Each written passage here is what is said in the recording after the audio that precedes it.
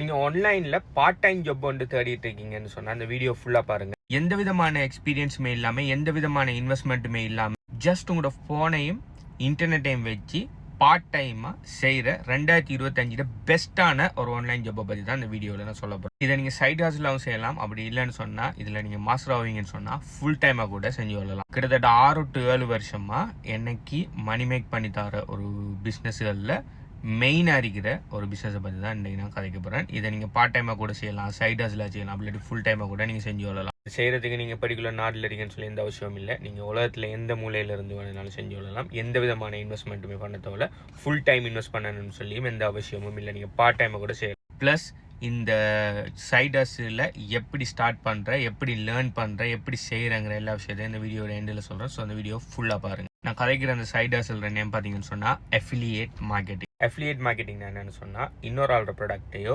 இன்னொரு ஆள்ற சர்வீஸையோ நீங்கள் உங்களோட மார்க்கெட்டிங் எஃபர்ட்டை பாவிச்சு நீங்கள் அந்த ப்ராடக்ட்டுக்கோ சர்வீஸுக்கோ சேல்ஸ் எடுத்து கொடுப்பீங்கன்னு சொன்னால் அவங்க ஒரு குறிப்பிட்ட பர்சன்டேஜில் கமிஷன் தருவாங்க. இந்த கமிஷன் ஜஸ்ட் 3-4% இருந்து 50, 70, 90% வரையும் வேரி ஆகும். It depends on the product. ஆனால் எனக்கு தான் மார்க்கெட்டிங் பண்ண தெரியாது, இது எப்படி நான் செய்கிறேன்னு சொல்லி நீங்கள் யோசிப்பீங்கன்னு சொன்னால், மார்க்கெட்டிங்கிறது நிறைய வெரைட்டி ஆஃப் மார்க்கெட்டிங் இருக்குது.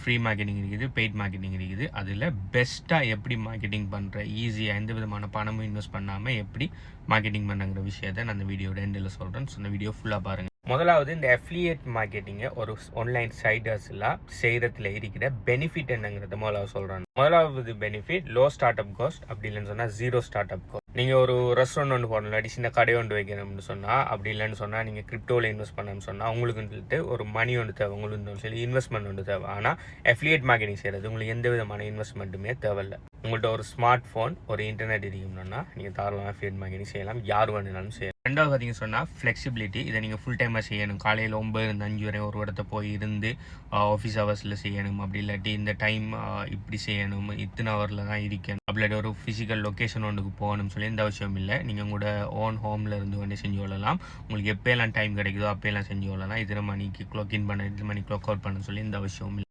மூணாவது, எந்த நாட்டில் இருந்து வேணுனாலும் செஞ்சு கொள்ளலாம். இப்போ நீங்கள் ஸ்ரீலங்காவில் இருப்பீங்கன்னா ஸ்ரீலங்கா பேஸ் பண்ண ஜாப் தான் செய்யணும், கனடாவில் இருக்கிற ஒரு ஜாப்னா கனடாவில் பேஸ் பண்ணாக தான் செய்யணும்னு சொல்லி இல்லை. சரின்னு நீங்கள் ஸ்ரீலங்காவில் இருந்து கொண்டு கனடாவை பேஸ் பண்ணின ஒரு கம்பெனிக்கு நீங்கள் அஃபிலியேட் மார்க்கெட்டிங் செய்யலாம், இல்லாட்டி யூஎஸ் பேஸ் பண்ண ஒரு கம்பெனிக்கு அஃபிலியேட் மார்க்கெட்டிங் செய்யலாம். ஸோ நார்மலாக US base, Canada base companies எல்லாம் கமிஷனல் பெரிய இதில் கொடுக்கும், ஏன்னா அவங்களோட ப்ராடக்ட்ஸோட விலை கூடுதலாக இருக்கும். ஸோ நீங்கள் ஸ்ரீலங்காவில் இருந்து இது மாதிரி ப்ராடக்ட்ஸ் எல்லாம் செய்யக்குள்ள நீங்கள் ஏர்ன் பண்ணுற கமிஷன் கனடியன் யூஎஸோட அந்த ரேட்டுக்கு வரதால உங்களுக்கு கிட்டத்தட்ட நார்மலாக ஸ்ரீலங்கன் ஏர்ன் பண்ணுறதை விட 10 மடங்கு 20 மடங்குன்னு சொல்லி அதிகமாக ஏர்ன் பண்ணலாம். உதாரணத்துக்கு நீங்கள் $1000 ப்ராடக்ட் வந்து 10% கமிஷன் கொடுக்காங்க. அதுக்கு நீங்கள் ஒரு சேல் எடுத்தாலே உங்களுக்கு $100 கமிஷன் கிடைக்கும்.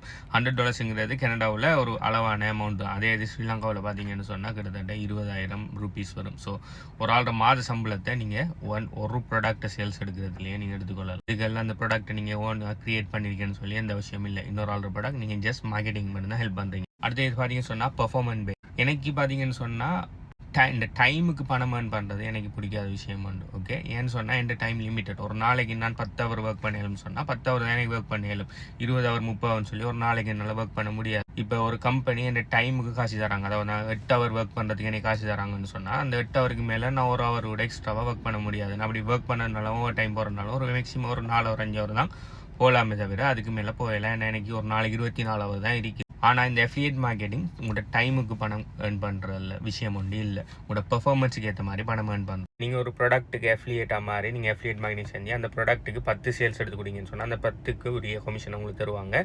அதே இது நீங்கள் 100 சேல் எடுத்து கொடுப்பீங்கன்னா 100க்கு உரிய கமிஷனை தருவாங்க. இதே இது நீங்கள் 1000 சேல் எடுத்து கொடுப்பீங்கன்னா 1000க்கு உரிய கமிஷனை தருவாங்க. நீங்கள் எவ்வளோ டைம் போட்டிங்க, நீங்கள் இதுக்கு நீங்கள் 1 ஹவர் செலவழிச்சிருந்தாலும் சரி, 10 ஹவர் செலவழிச்சிருந்தாலும் சரி, அதை பற்றி அவங்களுக்கு எந்த விதமான கவலையும் இல்லை.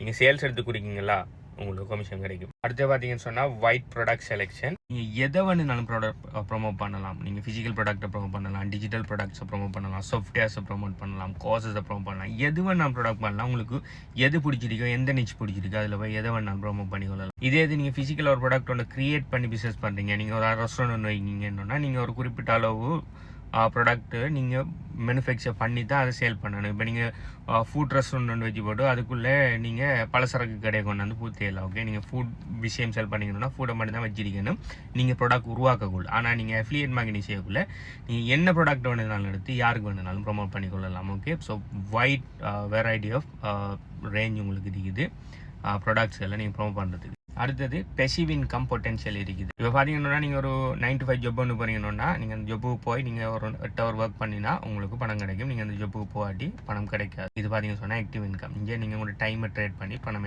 மேக் பண்ணுறீங்க. ஆனால் இங்கே அஃபிலியேட் மார்க்கெட்டிங்கில் பார்த்தீங்கன்னு சொன்னால் நீங்கள் மார்க்கெட்டிங் பண்ணுவீங்க.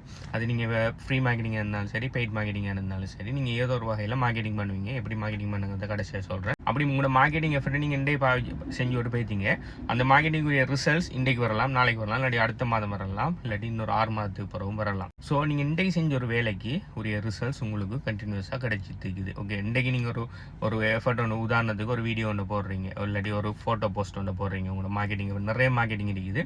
உதாரணத்துக்கு சொல்கிறேன், நீங்கள் இன்றைக்கி ஒரு ஃபோட்டோ உண்டு, அது ஒரு ப்ராடக்ட் சம்மந்தமாக போடுறீங்க. அந்த ஃபோட்டோ இன்டர்நெட்டில் இருந்துகிட்டே இருக்கீங்க. இப்போ இன்றைக்கு சேல்ஸ் வருது, நாளைக்கு சேல்ஸ் வருது, அதுக்கு ஒரு மாதத்துக்கு சேல்ஸ் வருது. அதுக்கப்புறம் ஒரு 6 மாதத்துக்கு பிறகும் அந்த ஃபோட்டோவை பார்த்து ஒரு ஆள் வந்து அந்த ப்ராடக்ட்டை வாங்கணுன்னா 6 மாதத்துக்கு பிறகு உங்களுக்கு கமிஷன் கிடைக்கும், நீங்கள் இன்றைக்கு கிரியேட் பண்ண ஒரு ஃபோட்டோக்காக. அது மட்டும் இல்லாமல் சில ப்ராடக்ட் பார்த்தீங்கன்னு சொன்னால் software related product recurring commission தருவாங்க. இது எப்படின்னு சொன்னால் சில கஸ்டமர்ஸ் சில சாஃப்ட்வேர்ஸ் எல்லாம் வாங்கினா அவங்க மந்த்லியான சாஃப்ட்வேர்ஸுக்கு பே பண்ணிட்டு அப்படி அவங்க மந்த்லி அவங்க சாஃப்ட்வேர்ஸுக்கு பே பண்ணக்குள்ள உங்களுக்கு மந்த்லி கமிஷன் கிடைச்சிட்டே இருக்கும், just from one customer. So நீங்கள் திரும்ப செல் பண்ண வேண்டிய எந்த விஷயமும் இல்லை. நாங்கள் கிட்டத்தட்ட 5-6 வருஷத்துக்கு முதல் ப்ரொமோட் பண்ணின ஒரு சாஃப்ட்வேரை இன்னும் செல்லாக்கள் பாய்ச்சிட்டீங்க, இன்னும் எனக்கு கமிஷன் கிடைச்சிட்டு. யோசிச்சு பாருங்கள், 5 to 6 வருஷத்துக்கு முதல் செஞ்ச வேலைக்குரிய எஃபர்ட் இன்றைக்கு கூட எனக்கு கிடைச்சிட்டு இது கமிஷன். அடுத்தது பார்த்தீங்கன்னு சொன்னால் ஃப்ளெக்சிபிலிட்டி. உங்களுக்கு எப்போ வேணுனாலும் எந்த டைமில் வேணுனாலும் நீங்கள் ஒர்க் பண்ணிக்கொள்ளலாம். நீங்கள் காலையில் 6 மணிக்கு எழும்புன்னு சொல்லி எந்த அவசியமும் இல்லை. உங்களுக்கு எழும்ப விருப்பம் இல்லைன்னா எழும்பி ஒர்க் பண்ணுங்கள், இல்லையா நீங்கள் 11 மணிக்கு எழும்பி அதுக்கு பிறகு கூட ஒர்க் பண்ணிக்கொள்ளலாம். அடுத்தது கஸ்டமர் சப்போர்ட் இல்லை, அடுத்தது ரிட்டர்ன்ஸ், இதை மாதிரி விஷயங்களில் நீங்கள் டீல் பண்ண என்ன அவசியம் இல்லைன்னா ப்ராடக்ட் உங்களோட இல்லை, ப்ராடக்ட் இன்னொரு ஆள்கிட்ட நீங்கள் அதை மார்க்கெட்டிங் பண்ணி கொடுங்க, உங்களுக்கு கமிஷன் கிடைக்குது. அந்த ப்ராடக்ட்டை வாங்கின ஒரு ஆள் அந்த ப்ராடக்ட் சம்மந்தமாக டவுட்ஸ் கேட்குற, அந்த ப்ராடக்ட்டில் பிரச்சனை சம்மந்தமாக உங்கள்கிட்ட வந்து கேட்க மாட்டார். அவர் எங்கே ப்ராடக்ட் வாங்கினாரோ அங்கே போய் தான் அவர் கதைப்பார். ஸோ அந்த ப்ராடக்ட் ஓனர்ஸ் அதெல்லாம் டீல் பண்ணிக்கொள்வாங்க. ப்ளஸ் அந்த ப்ராடக்ட்டை வாங்கினவர் ரிட்டர்ன் பண்ணணும்னு சொன்னாலும் அதை அந்த ப்ராடக்ட் கம்பெனி பார்த்துக்கொள்ளும். நீங்கள் இதில் பெரிய இது என்ன இன்வால்வ் ஆக தேவையில்லை. அடுத்தது நோ இன்வென்டரி. நீங்கள் ப்ராடக்ட்டை க்ரியேட் பண்ணி அதை ஒரு இடத்த ஸ்டோர் பண்ணி வைக்கணும், அதை போதிய அளவு க்ரியேட் பண்ணணும், டிமாண்டுக்கு ஏற்ற மாதிரி க்ரியேட் பண்ணணும், எக்ஸ்ட்ராவாக க்ரியேட் பண்ண அதை ஸ்டோர் பண்ணி வைக்கணும், எந்த அவசியமும் இல்லை. ஏன்னா நீங்கள் ப்ராடக்ட்டை க்ரியேட் பண்ண போகிறதில்ல, ஆல்ரெடி யாரோ ஒரு ஆள் க்ரியேட் பண்ண ப்ராடக்ட்டை நீங்கள் மார்க்கெட்டிங் பண்ண போகிறீங்க, ஈஸி. அடுத்த முக்கியமான விஷயம், நீங்கள் ஒரு ஜாப் ஒன்று எடுக்கிறேன்னு சொன்னால் ஒரு சர்டன் எக்ஸ்பீரியன்ஸ் ஒன்று இருக்கணும். அடுத்தது சில நேரம் அநேகமான டிப்ளமா டிகிரின்னு சொல்லி அதாவது படிச்சிருக்கணும்னு சொல்லி எதிர்பார்ப்பாங்க.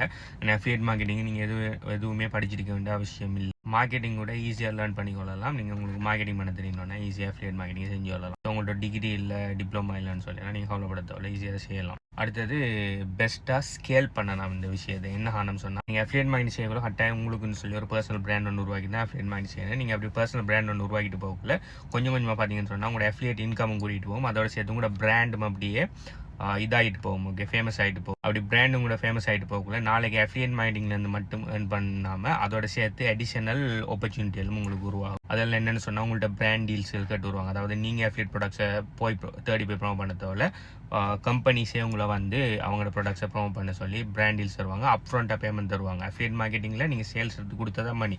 ஆனால் நாளைக்கு பிராண்ட் டீல்ஸ் வரக்குள்ள அப்ஃப்ரண்ட்டாகவே அவங்க பணம் தருவாங்க. ப்ளஸ் நாளைக்கு உங்களோட பிராண்ட் நல்லா பெருசாகக்குள்ள நீங்களே உங்களோட ஓன் ப்ராடக்ட் ஒன்று க்ரியேட் பண்ணி உங்களோட பிஸ்னஸை ஓன் பிஸ்னஸாகவே ஸ்டார்ட் பண்ணிக்கொள்ளலாம் நீங்கள் விரும்பினா. ஸோ அன்லிமிட்டெட் ஸ்கேலிங் பாசிபிலிட்டிஸும் இருக்குது, ப்ளஸ் டைவர்சிஃபையும் பண்ணலாம் உங்களோட இன்கம். இப்போ affiliate marketing potential, affiliate marketing ஒரு பெஸ்ட்டான சைடஸ்ன்னு சொல்லி உங்களுக்கு வழங்கிட்டு இப்போ உங்களுக்கு தேவையான விஷயம் அஃபிலியேட் மார்க்கெட்டிங் எப்படி பண்ணுறது, அது எங்கே லேர்ன் பண்ணுறங்கிற விஷயம். கிட்டத்தட்ட நாங்கள் அஃபிலியேட் மார்க்கெட்டிங் 5 வருஷத்துக்கு மேலே செஞ்சுட்டு இருக்கேன். நான் ஈவன் கிரிப்டோக்குள்ளே வரது முதல் இருந்தே நான் அஃபிலியேட் மார்க்கெட்டிங் செஞ்சுட்டு இருக்கிறேன். நான் எந்த ஆல் எக்ஸ்பீரியன்ஸ், அதாவது நான் கிட்டத்தட்ட 5 வருஷமாக நான் லேர்ன் பண்ணினேன் எல்லா விஷயத்தையுமே நான் இது அஃபிலியேட் மார்க்கெட்டிங் ப்ளூ பிரிண்டில் டீச் பண்ணியிருக்கேன். அதில் பார்த்தீங்கன்னு சொன்னால் ஃபண்டமெண்டல் எப்படி அஃபிலியேட் மார்க்கெட்டிங் ஃபண்டமெண்டலை பற்றி கழிச்சிருக்கேன். அடுத்த பர்சனல் பிராண்ட், அடுத்த டிக்டாக் ஃபனல், அடுத்தது ஆன் யோர் ஃபனல்ங்கிற 4 டைப்பில் எல்லாத்தையுமே டீச் பண்ணியிருக்கிறேன். ஸோ இந்த அஃபிலியேட் மார்க்கெட்டிங் ப்ளூ பிரிண்ட் மேலே டீட்டெயில்ஸ் வேணும்னு சொன்னால் நீங்கள் இந்த வீடியோ பார்க்குற டைம் இந்த வீடியோக்கு எத்தனை லைக் இருக்குங்கிறத கீழே கமெண்ட் பண்ணுங்கள். இந்த அஃபிலியேட் மார்க்கெட்டிங் ப்ளூ பிரிண்ட் எங்கே எடுக்கிறங்கிற மேலே டீட்டெயில்ஸ் தரேன்.